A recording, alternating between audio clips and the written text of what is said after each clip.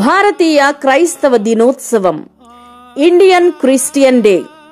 క్రీస్తు శకం 52వ సంవత్సరంలో యేసుక్రీస్తు 12 మంది శిష్యుల్లో ఒకడైన తోమ క్రీస్తు సువార్త నిమిత్తం దక్షిణ భారతదేశపు కేరళ రాష్ట్రంలో మలబార్ తీరానికి వచ్చి అక్కడ సువార్త చేసి సంఘాల్ని స్థాపించాడు. ఆ తరువాత క్రీస్తు శకం 72వ సంవత్సరంలో తమిళనాడులోని చెన్నై సమీపంలో మైలాపూర్ సెయింట్ థామస్ మౌంట్ దగ్గర క్రీస్తు సువార్త నిమిత్తం తోమ హతసాక్షి అయ్యాడు.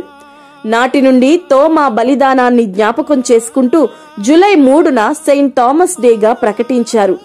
దాదాపు 2000 సంవత్సరాల సుసంపన్నమైన ఈ భారతీయ క్రైస్తవ్యానికి కారణమైన తోమ సువార్త పరిచర్యను గుర్తు చేసుకుంటూ భారతీయ క్రైస్తవ దినోత్సవంగా జరుపుకుంటున్నారు. భారతీయ సాంస్కృతిక వారసత్వ సంపదలో మన గుర్తింపును కాపాడుకుంటూ ఐక్యతను పెంపొందిస్తూ క్రీస్తు శకం 52లో అపోస్తలుడైన తోమా ద్వారా భారతదేశానికి తీసుకొని రాబడిన ప్రభువైన యేసుక్రీస్తును ఆయన సువార్తను బట్టి సంతోషించడం అనేది భారతీయ క్రైస్తవ దినోత్సవం యొక్క దర్శనం.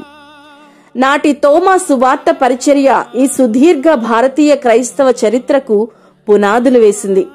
తోమా నాడు ఈ భారతదేశానికి తీసుకొచ్చిన క్రీస్తు సువార్త నేటికి ఈ దేశంలో ఇంకా ప్రబలుతూనే ఉంది, అనేకుల్ని మారుస్తూనే ఉంది.